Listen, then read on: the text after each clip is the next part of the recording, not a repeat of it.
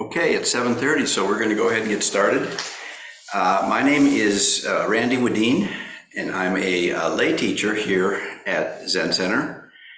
And I've been coming here for almost 15 years. And I've been meditating off and on since when I was in college, when I first learned to meditate. And I first learned about Zen Buddhism shortly after college when I read a book called The Tao of Physics, and I still have my copy. And the full title is The Tao of Physics, an exploration of the parallels between modern physics and Eastern mysticism. And this book is related to the topic of my talk this evening, which the title is Parallels Between Buddhist Philosophy and Quantum Physics. And tonight's talk is a little bit of a preview of some of the material that I'm going to be covering in one of the sessions in a 6-week course that I'm co-teaching later starts in late May, and the course is on Zen and science. So I'll give you the roadmap for this talk. We're going to start talking by a little bit about some Buddhist concepts. I'm going to jump over to talk about some quantum physics concepts, and then we're going to look at the parallels between them. And then after all that intellectual heady stuff, I am going to give you an example of how I've actually started to use these parallels in my practice. So let's start by talking about Buddhist philosophy. And we're going to start by going to the 2nd century of the Common Era in Northeast India, where Mahayana Buddhism is just getting started. And within early Mahayana teachings, there were two main schools of Buddhism. One is Yogacara, and the other one is Madhyamaka. And I'm going to talk about Madhyamaka, which is also known as the Middle Way School. And the main guy in Madhyamaka, the founder of it, is a philosopher called Nagarjuna. And he is a very well-known Eastern philosopher. And some people say he was the second most important Buddhist philosopher after Buddha. So I'm going to talk about two of his ideas that were kind of at the foundation of this Middle Way School and have kind of been passed down all the way to now to us in Zen Buddhism.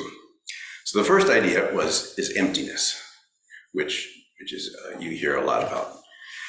And emptiness refers to the truth that all phenomena, including mental and physical phenomena, lack any inherent, intrinsic, independent existence. And that includes ourself, lacking any inherent existence. And so all this phenomena, including ourself and the world, arises in dependence upon various causes and conditions. And so this dependent co-arising, it's called, and nothing exists independently. So everything is interconnected and interdependent.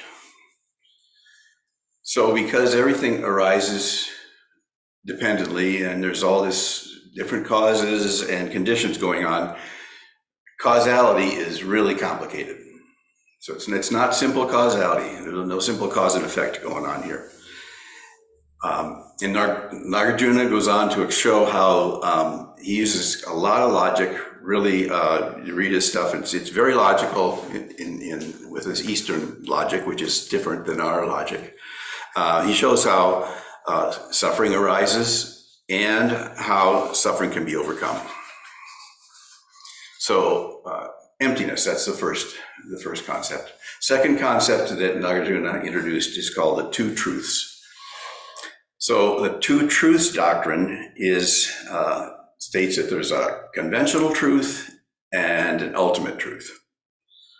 The conventional truth, that refers to our everyday world. It's our daily experience, and in our daily experience. We've got concrete things, we have subjects and objects, we have cause and effect, we have things that appear to be independent, we have a self that appears to be independent. So just kind of what you expect. That's the conventional truth. And in this world of appearances, that's where we live most of the time, and it's where we experience suffering. But then there's this other world, the world of ultimate truth. And that's the world of emptiness. And there, it's kind of what I talked about already with emptiness. There's no inherent characteristics, there's no concrete things, there's no subject and object, all that disappears, there's no cause and effect, causality disappears. And so, but Nagarjuna tells us that we can, through meditation, we can gain a glimpse of this. We can experience this, and when we do, that's called right view. If you know, with the Eightfold Path, one of the things is the right view. So you've got these two truths, and they're both available in our lives. We live in the conventional truth most of the time, but with the conventional truth, we can we can get a glimpse of the ultimate truth, and we can hold these two things together. And in fact, in the Heart Sutra, which we recite here a lot, we kind of talk about that when we say form is emptiness, emptiness is form. That's kind of referring to these two truths. So those are the two things I wanted to mention about Nagarjuna, emptiness and the two truths. And then I want to introduce one other concept from Buddhism, but we're going to jump now to China in the 8th and 9th century. And now we're talking about the school, the Wedin school, which is also called the Flower Garland School, after the Flower Garland Sutra, also called the Avatamsaka Sutra. And in this school, Huayan Buddhism, it's incorporated a number of the ideas from Madhyamaka school, but other schools of Buddhism, and also Taoism, which has been in China since 4th century BCE. So all those have come together into Huayan Buddhism. And Huayan Buddhism is really important to us in Zen also, because one Buddhist scholar said that, described it this way, he said, Huayan is the philosophy of Zen, and Zen is the practice of Huayan. So in Huayan Buddhism, the big deal, one of the big deals is it's taking a just slightly different slant and look at the idea of emptiness, and really putting a focus on interdependence. And the metaphor, the image that gets used, one that I latched onto, and a lot of people latch onto in this Avatamsaka Sutra, is called Indra's net. And how many of you heard of Indra's net? Anybody here? A couple of you. Okay. So Indra's net is Indra. I'll tell you what this is. This is Indra's net. Indra is the king of the gods, the Hindu king of the gods. And Indra created this net that stretches to infinity. And at the juncture of every two strings in the net, so at this kind of this node or this place where they join, there's a jewel, a highly polished jewel. And if you look carefully at the jewel, you can see that each individual jewel reflects every other jewel in this infinite net. And each of those jewels reflects this jewel. So there's this vast interconnected thing going on. And that's this image of interdependence that Wedin talks about. That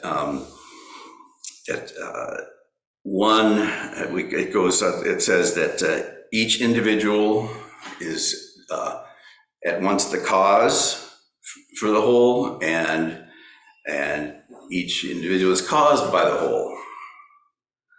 So reality is just made up of an infinity of individuals all sustaining each other and defining each other.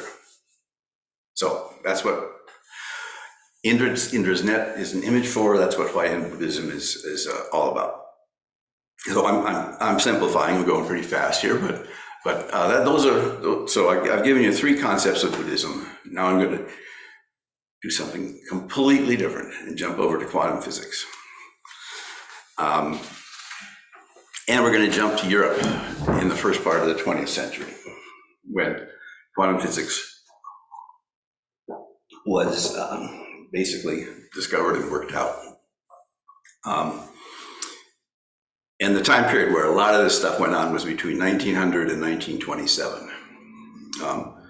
The first ideas and glimmers were started in 1900, and by 1927, after a number of experiments and a lot of hashing out and arguing about the math and back and forth and theories changing, by 1927, the physicists had pretty much agreed on some mathematics that described quantum physics, and they were all kind of lined up behind the experiments. And this mathematics, which is really abstract, this is mathematical. This formal mathematics that is still what people use to today when they're doing their calculations.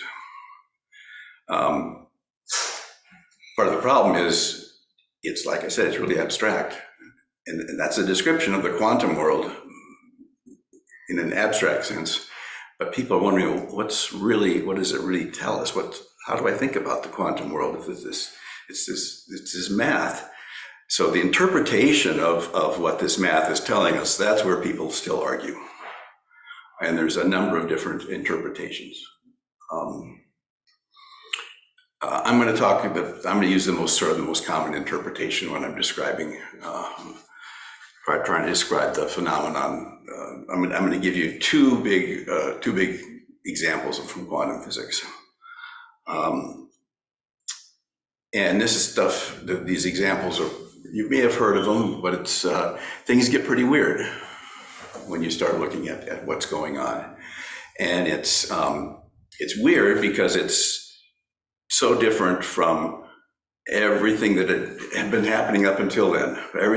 What's been going on up until then, we kind of call that the classical physics or the Newtonian physics.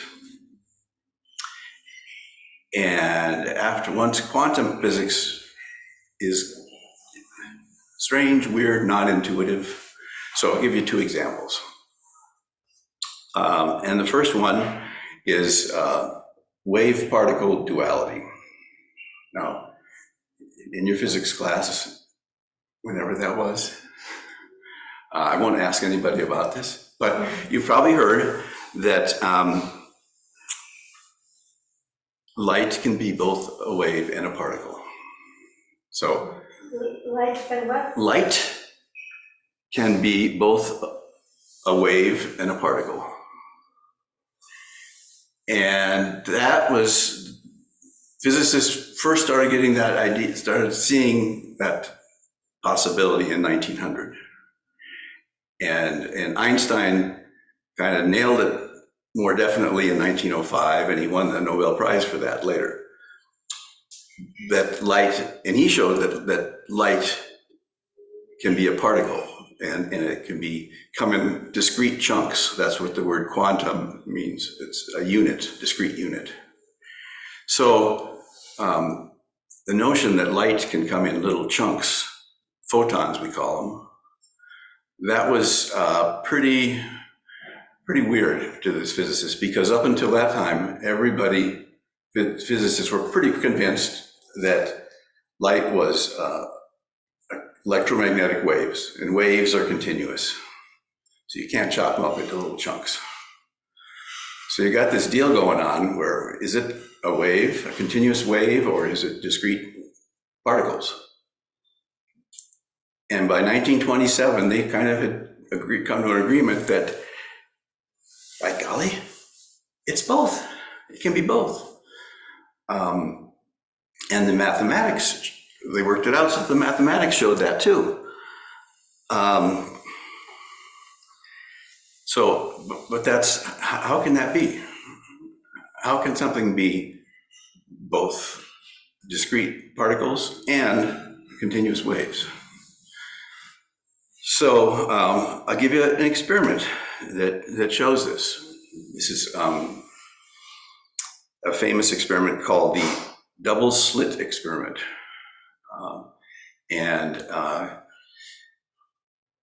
One reason I can claim it to be famous is because Discover magazine a few years ago published an article called the 10 most famous science experiments of all time. And this experiment made the list. So it's called a double slit experiment because it involves shooting a beam of light at a wall that has two narrow slits in it, and then seeing what comes out on the other side. And if you go to the internet, you can read articles and see visualizations of this. But what the basic result of this experiment is that when you do this experiment, you discover that light can be either a particle or a wave. And it just depends upon what type of measurement the observer chooses to do. So you can start out with the experimental setup, and the observer can have it set up to measure and look for a wave. Then you send this beam of light through, and you detect a wave. And then in the middle of the experiment, you can throw a switch to make a configuration change in how the experiment is set up, so that all of a sudden you're looking for particles, and you detect particles instead. So what you find out is, yes, it can be both a light and a particle. And you also discover, and this is really key, is that, okay, so that's called wave-particle duality. You also discover that the role of the observer is really important.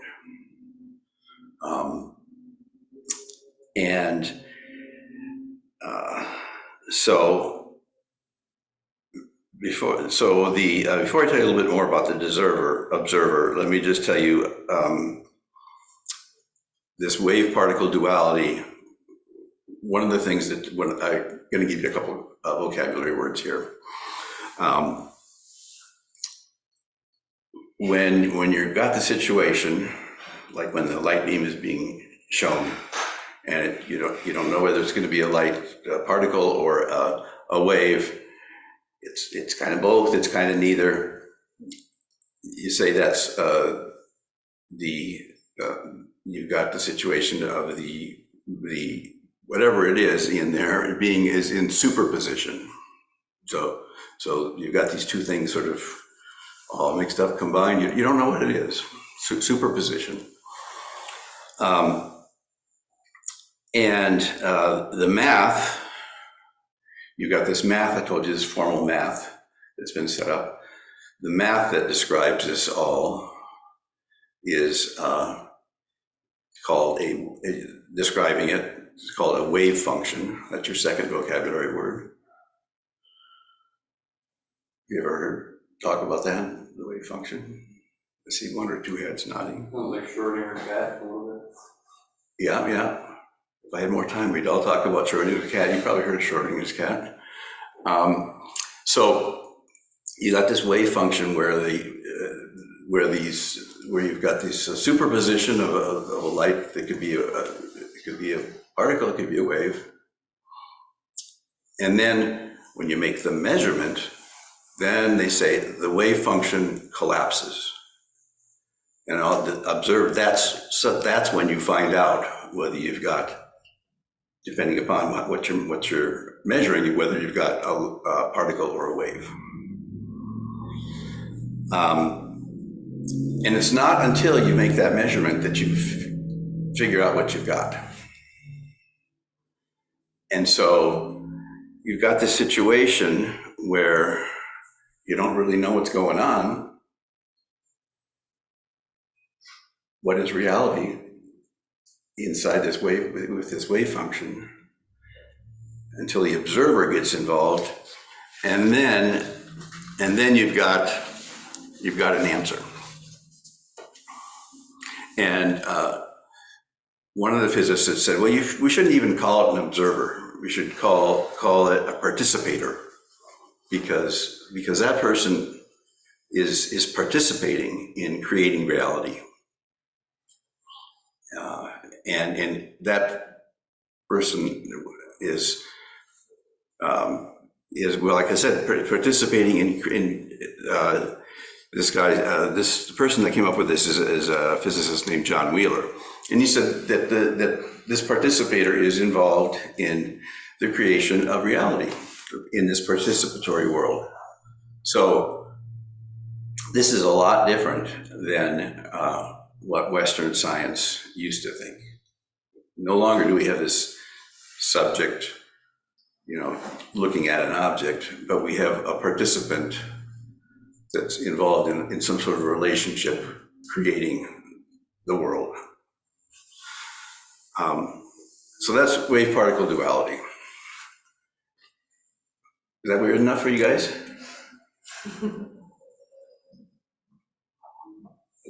The second one is just as weird. Second idea, and that's quantum entanglement.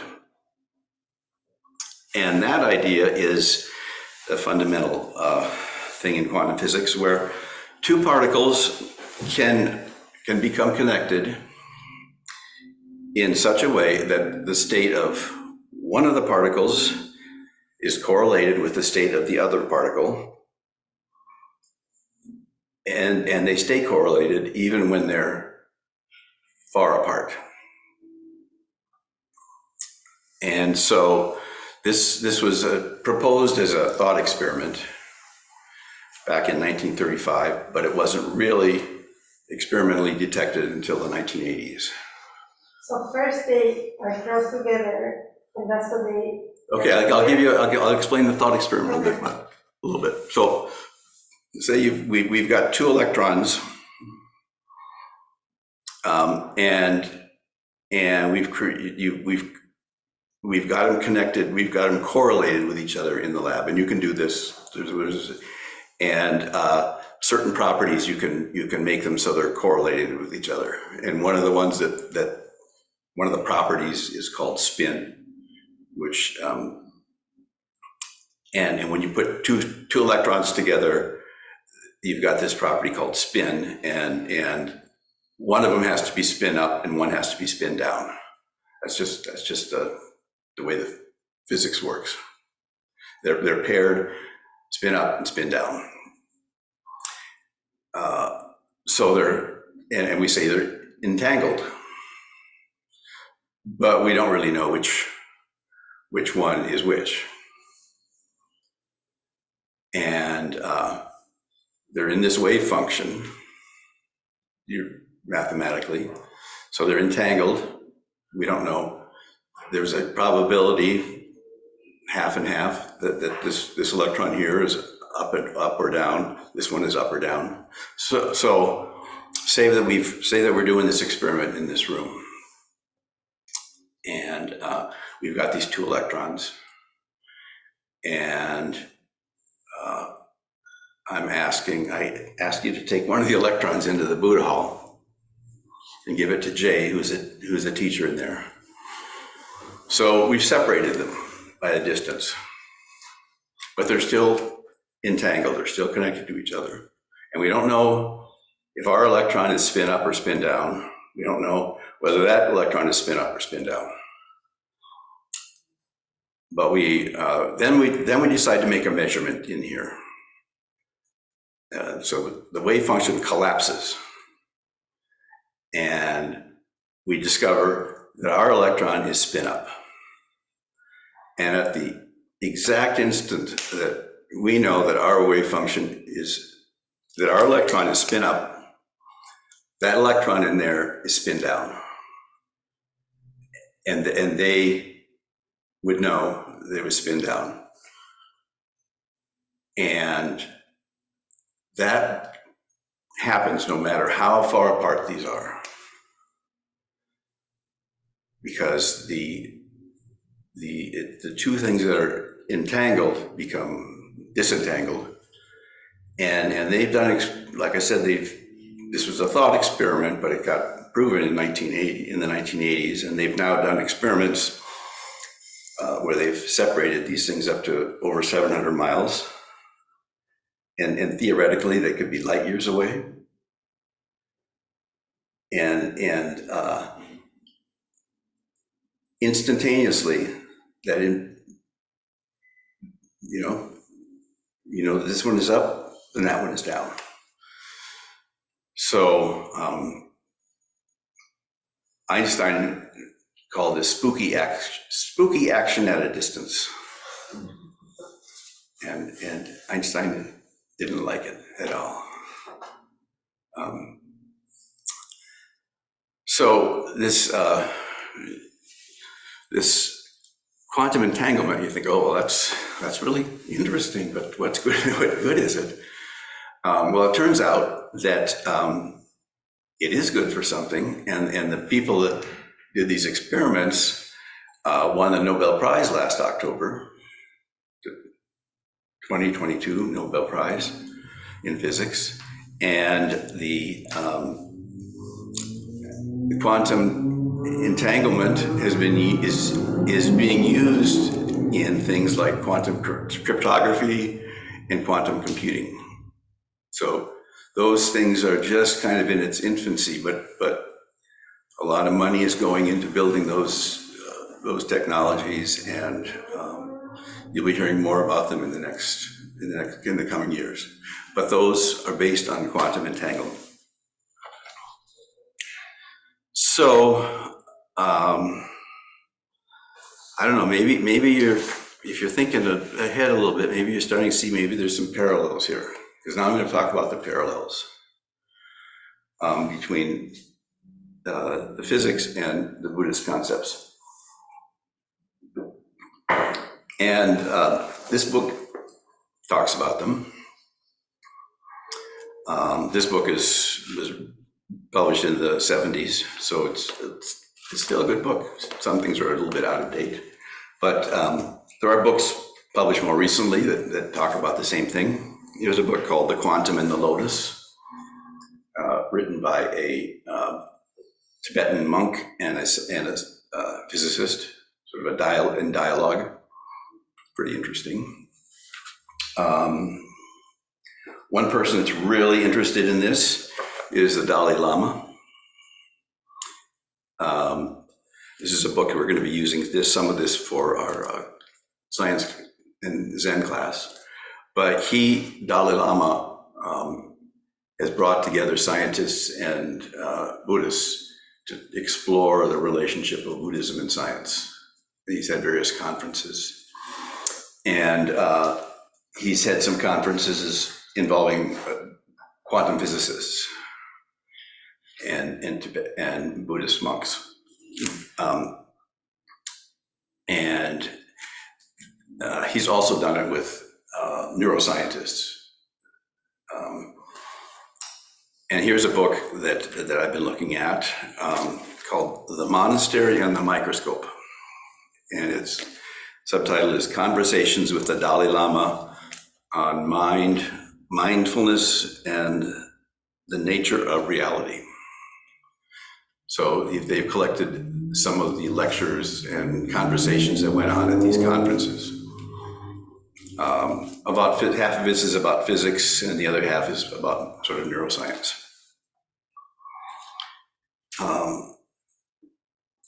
So I'm going to talk about two parallels.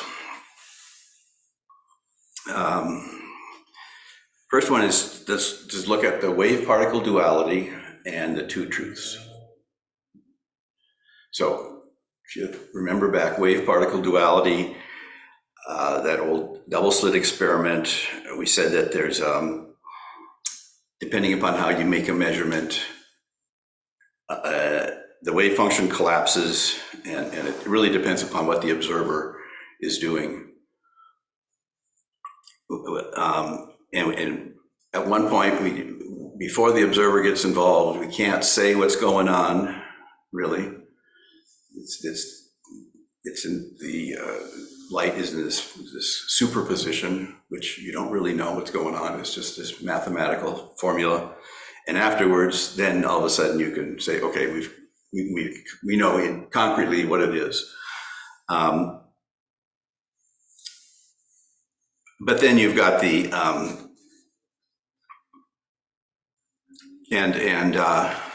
so you got this mix of what's going on in the mathematical formulas versus what happens after you make the measurement. And one of the physicists that helped discover quantum physics is a guy named Niels Bohr. He was from he's Danish, and he came up with an idea that he thought would be a helpful way to think about this, and a concept he called complementarity. And he said that the quantum world, which is where you've got this formula, you've got this wave function, which you don't know what's going on, and the classical world, which is what happens after the wave function collapses, and you can see whether it's a particle or not. Those two worlds are really not separate and distinct, but they're complementary, and they're complementary aspects of a more fundamental reality. So that was his idea. He called it complementarity. And so that's a little bit like the two truths idea from Buddhism. You've got this ultimate truth and this conventional truth. The conventional truth is what we're living in everyday life. And the ultimate truth is where you can't use words, you can't use concepts, there's emptiness, everything is interdependent. So here's, I'm going to read a passage from this book that talks about the parallel between the physics and the Buddhism. And this comes from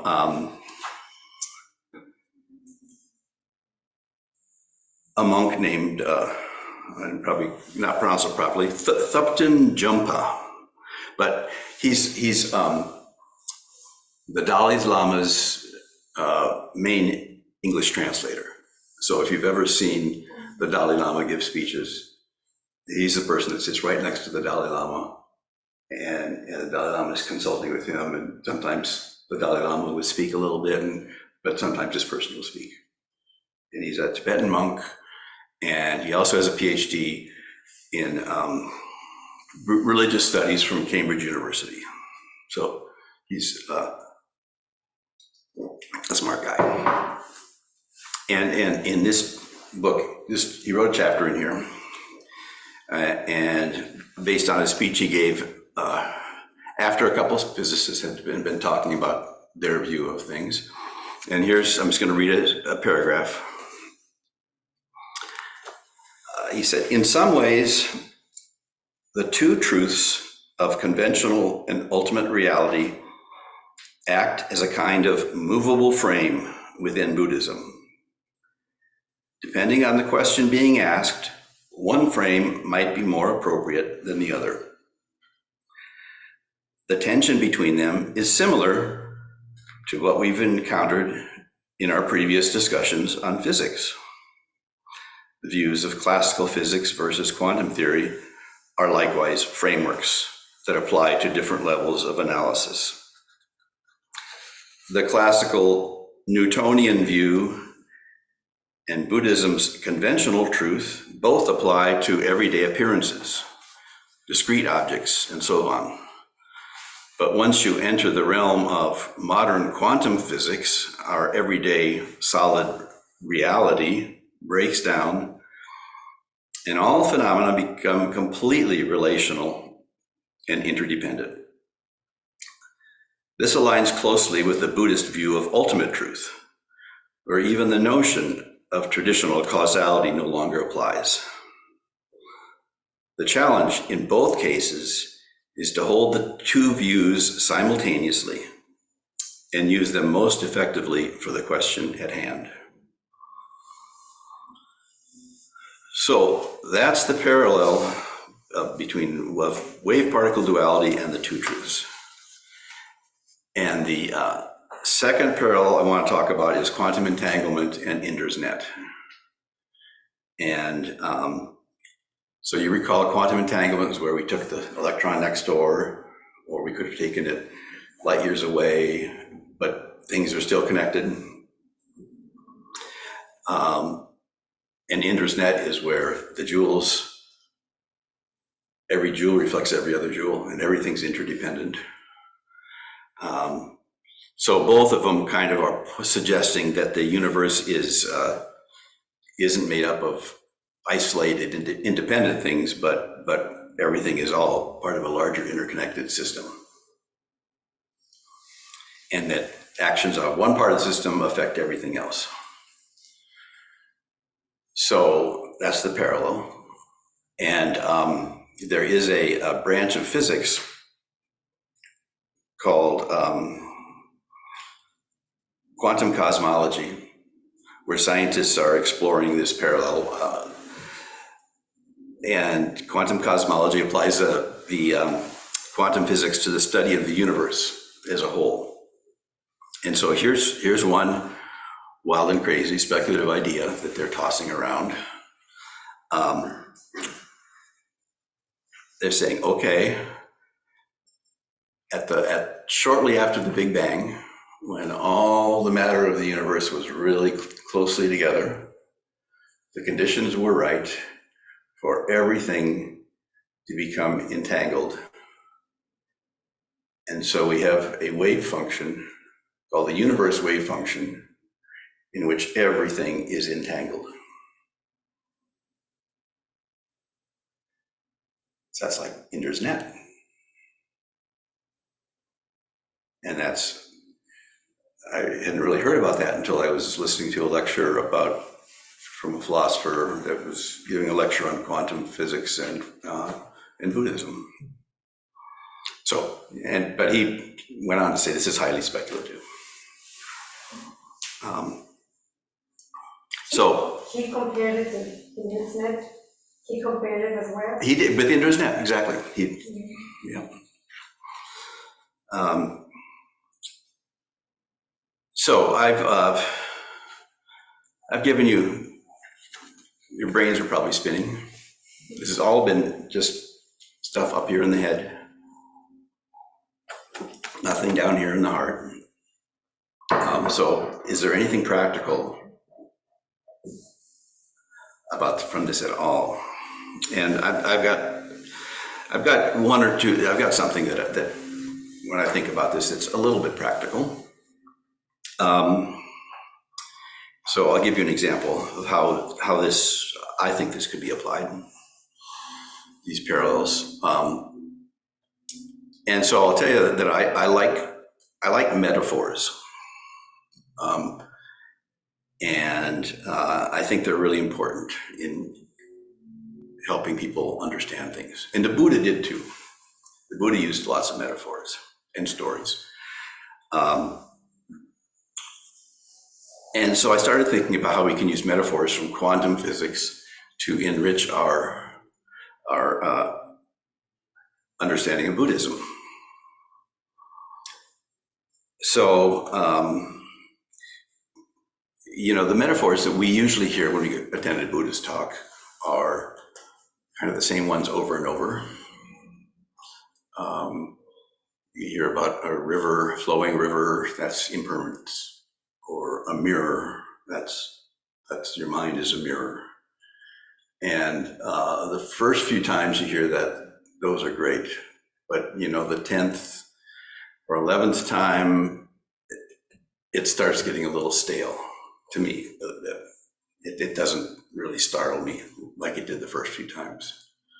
And I think that's one reason why Buddhist teachers use poetry a lot, because poems often contain startling metaphors that are fresh. The poet has seen something in nature or someplace that opens up your mind. So why not quantum science, quantum physics as some startling metaphors? That's so I was thinking about this, and I had this experience a couple weeks ago.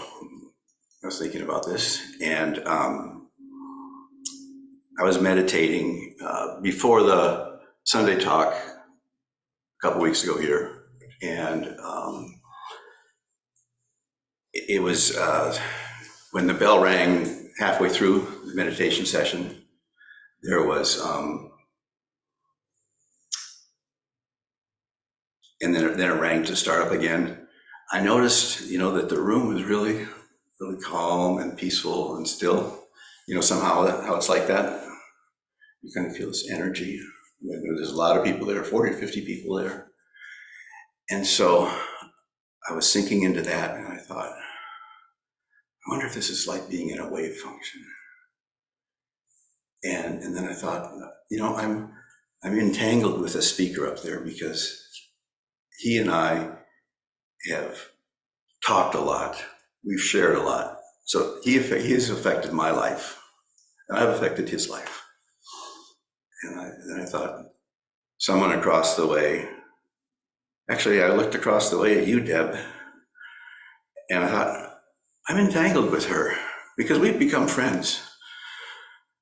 And then I looked and saw someone else across the way. I thought, oh yeah, I'm entangled with him because we're friends. And I started thinking, oh yeah, I'm entangled with everybody here. And then I started thinking, I'm even entangled with this person that just sat down next to me, that I haven't even met. I don't even know who this person is, never met them, but I'm entangled with them. And then I started thinking, I'm entangled with the people that founded Zen Center 50 years ago. And I'm entangled with the indigenous Dakota people that lived on this land for hundreds of years. And I'm entangled with the bald eagle that I saw when I was parking my car out here on the parkway as I was coming in that morning. Because there's a bald eagle that flew across the lake and sat in the tree right across the Zen Center for a few minutes. I'm entangled with that bald eagle. So I was really starting to, like this entanglement stuff, and I was starting to get this sense that I'm really it's all interdependent, and I'm not just Randy. I'm connected to all these other things, all these other beings, and it was a neat feeling. It wasn't, total enlightenment or anything, but it was definitely different than my normal feeling. And then the bell rang, and the wave function collapsed, and I was back to everyday life. It's just me again. But I still had this flavor of interdependence, so I could still taste it a little bit, even though I was in the conventional realm. And so since I still could feel this flavor of interdependence or connection, I turned to the person, the stranger who was right next to me. That was you. Yeah, weren't you sitting next to me? You don't think so? Weren't we sitting back there? I don't think so. I've only been to the intro classes. You're really excited. Okay, well, Maybe the person that I was sitting next to was a traveling nurse. Okay. Not you. Okay, it looks like you. But let's return to the person next to me. And I said, I haven't seen you before. My name is Randy. And I introduced myself. And so I started becoming entangled with that person. I'm sorry it wasn't you, but now we're entangled because I introduced myself to you. What's your name? Lauren. Lauren. Oh, okay, Lauren, sure. Yes, that's why you look so familiar. because I've talked to you several times before. We're already entangled. So anyway, that's my example of starting to use a metaphor from quantum physics and starting to think about how it might be meaningful in more than just thinking about it in my head. And that's my talk. So I raced through all sorts of different things, and I could have gone on for days and days on this subject because there's a lot to talk about. But I'd like to hear any questions or comments. Yes, Ben. I think what sticks with me most about what your thoughts, and thank you for sharing your thoughts, it's very interesting, is that idea of the participants. And to me, when you talk about that from a physics perspective, but also how you've described your feeling of entanglement, to me what I hear is you're not really entangled until you participate in that entanglement, until you recognize it. So otherwise, it is just an abstract thought in a way. Or maybe it doesn't even exist until you participate in that observation or enlightenment that you are actually entangled. Yeah, you can wall yourself off. You can live in this world where it's you against everybody else, and that's one reason why it's great to come here and hear these ideas. But adding to that, I also think oftentimes we didn't think of those terms, and we, without knowing, are entangled many times. We're entangled with our parents. There is love, or there is suffering, or we're entangled with something we love to do that we enjoy. And we might not necessarily be thinking of it, and we might be entangled with the people that enjoy those things too. I was recently back in my country visiting my family, and it's nice, to get together and celebrate the traditions in this carnival, and just feel that entanglement of love and sharing the same tradition, the celebration. I don't know, the experiences lived together. It's just this deep love around the room too, but I never thought of that. I just had like a warm heart, just felt warm in my chest, and it felt good. And I guess that's that too, in different locations,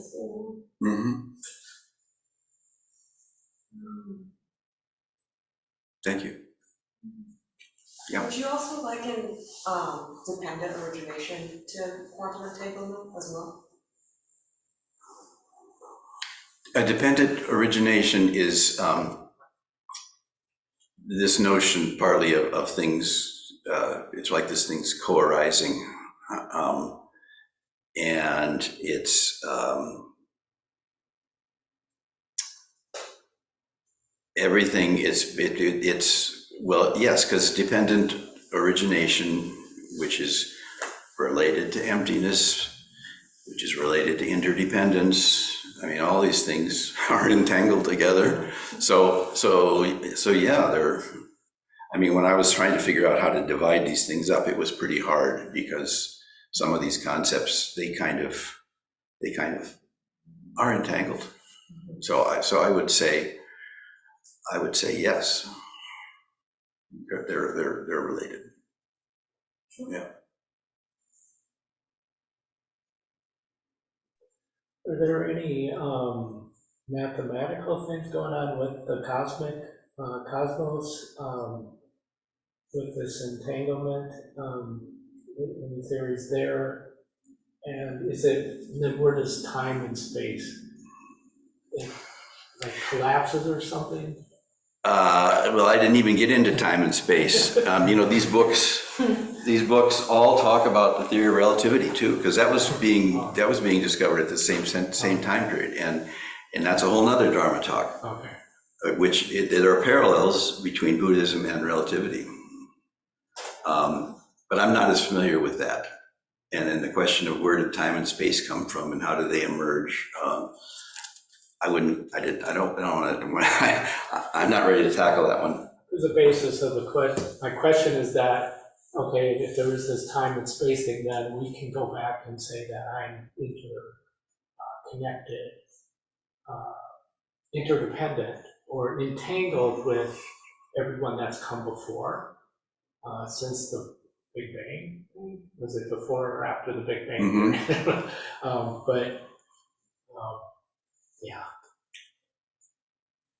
Well, so I should, again, like I said, I'm not that familiar, but certainly Buddhism is, and if you read Dogen, who's the father or sort of the founder of our Soto Zen, he's got some interesting ideas on time, and it's much different than our Western ideas of time.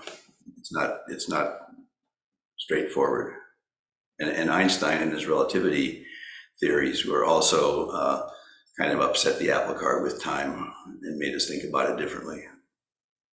So I have a question about the physics part. So when the two particles separate, and then you brought the one to the other room, and then they got unentangled, disentangled, and they become entangled again, although they are far apart in physics. You could put them through a process, and they could become Each entangled one again, or you could entangle them. Or do they have to be together? I think they have to be together. There's a way of you can separate them, and then you can entangle them with another one, and this one with another one, and you can kind of build on this entanglement. But none of them together. I don't think so. I'm not, not when they're that far apart. I think there's some sort of, but I'm not gonna. But that's when they have. I always read about them. There's sort of some sort of special process that they create in pairs of entanglement. But you can also create. It doesn't have to be two. It can be more than two things. It can be three. It can be more than two. Sometimes I think it gets, we're entangled. Sometimes you don't know why you think so much of someone that comes to your mind, and you haven't even seen them. And it comes to your mind, and you have like lots of love, And I wonder if you're entangled, and you feel that entanglement somehow, and you're spinning a little more, and just feel that connection to send love or prayer or something, some. Well, some of the people that were involved early on in thinking about quantum entanglement got kind of involved with, started thinking about parapsychology and things like that. But some of the physicists then started backing off and saying, well, we don't want to get that far off. So there's a whole class of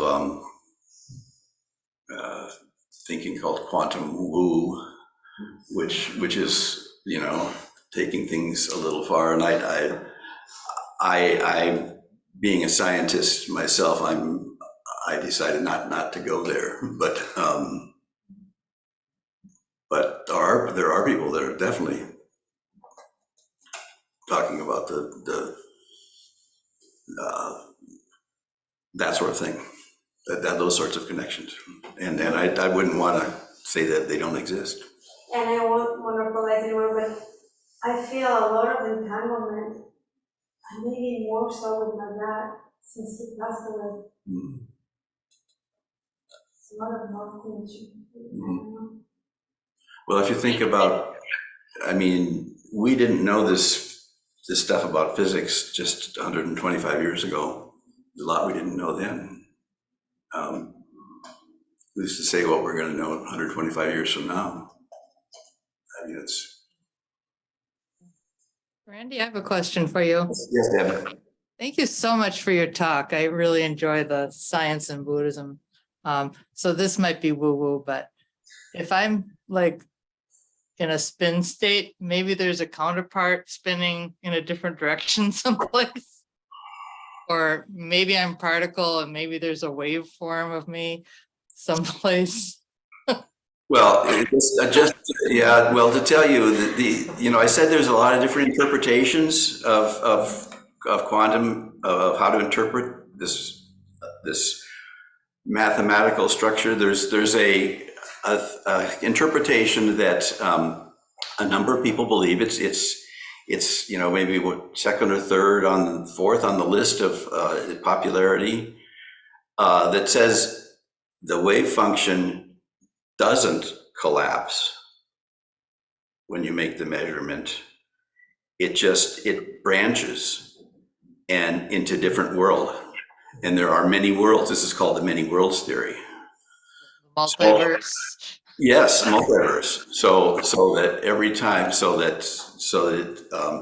that case, yeah, there's another Deb out there, and there's just many Debs out there. I like it because it makes you kind of let go of your conventional thinking. It just says, well, okay, this is beyond my understanding, beyond my knowable area. Yeah. So Well, I think that's also helpful. One of the popular, the physicist that sells a lot of books these days is from Caltech. His name is Sean Carroll, and he's a big believer in the many worlds theory. So pick up one of his books and you'll learn more about it. But I'm a Niels Bohr guy because he's Danish. For one reason. And that's what I first learned anyway, also. Anybody else? When you're talking about the spinning up and spinning down, Yeah. is that like actual motion? No, it's not. I thought it was for a while, but in learning this, it's just, that's a word that they use. But it's an actual physical property like mass or something else, but they use the word spin. But it's not a rotating type thing. So what is that happening? You can't, I don't know how do you think of mass? I mean, how do you think of, you could also think of another things that can be tangled is polarization. With a magnet? Or like light, or I guess I'm getting on tricky ground here to say what polarization is. It's probably not something. It's probably not something as simple as the way your sunglasses polarize light or something, But Randy, I got one last Yeah. question for mine.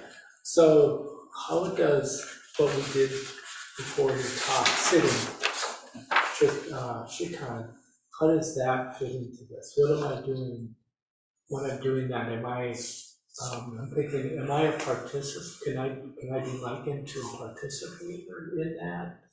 Because when I'm sitting, I'm starting to participate in the world, creating something. I am anyway, but I'm doing something different. But I'm just tapping into the unconventional world by sitting Shikan. What is that? but that's kind of the way I like to think of it. Is that it's giving me a taste of the ultimate truth, balancing out the conventional truth. And it's helping me be more prone to seeing the interdependence in the world.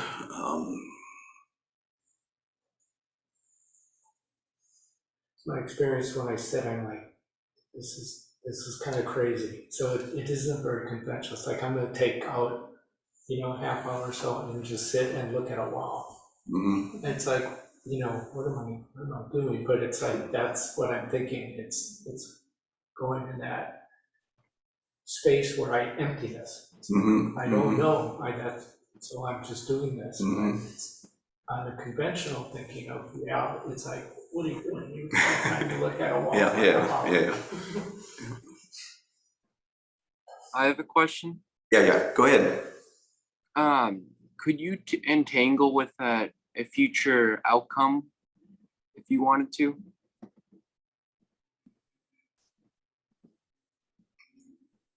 I don't know.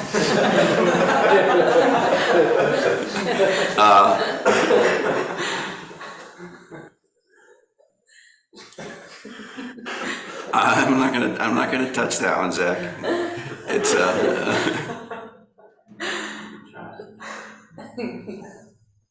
you guys are coming up with some good questions. Ask me tomorrow, and maybe I'll figure it out by then. I'll project forward in the future, and I'll have an answer then. Okay, I think we need to call this a bull. I'll be around. We can keep talking over tea time afterwards, which is going to be right there in that middle room. That's called the middle way room, by the way. When they were trying to figure out what to call that room, it's called, between us and the Buddha Hall, it's called the middle way room. So here's some announcements. So if you can help me start that Donna bowl around, that's the generosity bowl. We accept donations here. Keep the lights on and all that sort of stuff. And there's a tab on the website also where you can make contributions. May 12th and 14th is a weekend. There's a weekend retreat. It's a traditional retreat that just called a session, and that Tim Burkett's leading that. This theme is the Heart Retreat. Heart Sutra. You can participate either online or in person, and you can attend either one or both days. And as they always do before these traditional retreats, there's a class offered on Zen forms and etiquette before that on Friday, May 12th. And coming up on May 9th on Tuesday, and then the 6 Tuesdays after that, there's a spring morning study group, which is the book we're going to be looking at is the theme of the study group is The Great Matter of Life and Death. And the book that they're going to be using is called The Wild Edge of Sorrow. And there's information out there on the board about that. Monday, May 15th, there's a council process, which is a sort of a structured way of having a community dialogue. Ted and Margaret Pfeffer are going to talk about a recent demographic survey that we had here at MCMC. The results are now available. Busho Lan is one of our priests here, is leading a beginner's mind retreat on May 20th. Anybody that's gone through all the intro classes and got a certificate to attend, that's May 20th. I already mentioned there's a Zen and Science class coming up that Tim Burkett and I are teaching. There's information out on the board out there. And then we have work practice coming up. That's another important thing that we do here in our Sangha, partly to help us be mindful in a lot of things that we're doing, and also to help us keep this place up. There's information on the board about that. So we close with the Bodhisattva vows, which are on the bottom of your program. Beings are numberless, vowing to free them. Delusions are inexhaustible, vowing to extinguish them. Dharma gates are boundless, vowing to enter them. Buddha's way is unsurpassable, vowing to become it. Thank you all for showing up. And for those of you here, stick around for tea if you want.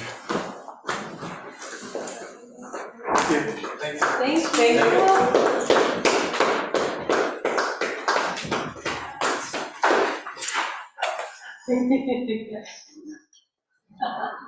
you.